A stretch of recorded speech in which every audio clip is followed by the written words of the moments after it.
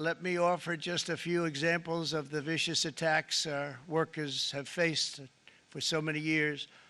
The United States charges other countries only a 2.4 tariff on motorcycles. Meanwhile, Thailand and others are charging much higher prices, like 60%. India charges 70%. Vietnam charges 75%, and others are even higher than that. Likewise, until today, the United States has for decades charged a 2.5 tariff. Think of that, 2.5% on foreign-made automobiles. The European Union charges us more than 10% tariffs, and they have 20% VATs, much, much higher. India charges 70%, and perhaps worst of all are the non-monetary restrictions imposed by South Korea, Japan, and very many other nations. As a result of these colossal trade barriers, 81% of the cars in South Korea are made in South Korea. 94% of the cars in Japan are made in Japan.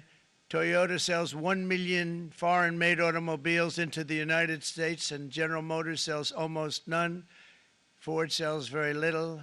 None of our companies are allowed to go into other countries. And I say that, friend and foe, and in many cases, the friend is worse than the foe in terms of trade.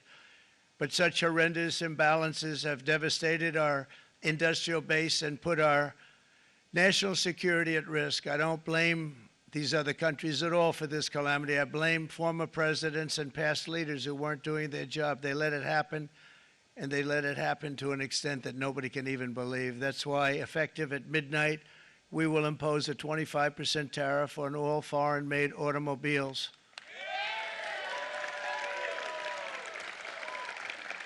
Thank you. Brian, I'd like to have you come up here for a second, okay? I just see him sitting. He's been a fan of ours, and he understands this business a lot better than the economists, a lot better than anybody. Brian, say a few words, please, would you? Thank you, Mr. Thank you. President. It's a great honor to have you. Thanks. Thank you, Mr. President. I grew up just north of Detroit, Michigan, in Macomb County, known as the home of the Reagan Democrats. My first vote for president was for Ronald Reagan. I thought that was going to be the best president I ever saw in my lifetime until Donald J. Trump came along.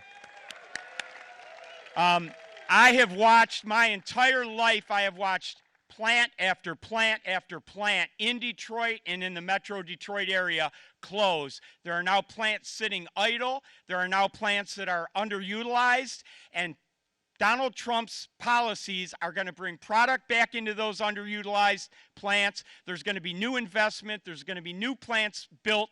And the UAW members, and I brought 20 of them with me, they're sitting right over here. We support Donald Trump's policies on tariffs 100%. So, Mr. President, we can't thank you enough. And in 6 months or a year, we're going to begin to see the benefits. I can't wait to see what's happening 3 or 4 years down the road. Thank you, Mr. President. Thank you. What a great guy. He got it right from the beginning. He got it before almost anybody else. This group over there, they got it too. And you know, we won the state of Michigan. We won almost all of them, but we won Michigan by a lot, and I want to just thank you all. The auto workers were fantastic. The Teamsters were fantastic. Everyone was pretty good, I will tell you. Thank you very much. I appreciate it. You're going to be very happy very soon, and you probably see what's happening with all of the, not only car companies, but car companies in particular. See it with all of the ones they're moving, they're announcing day in, day out. You're seeing it. Nobody's ever seen anything like that. With today's actions,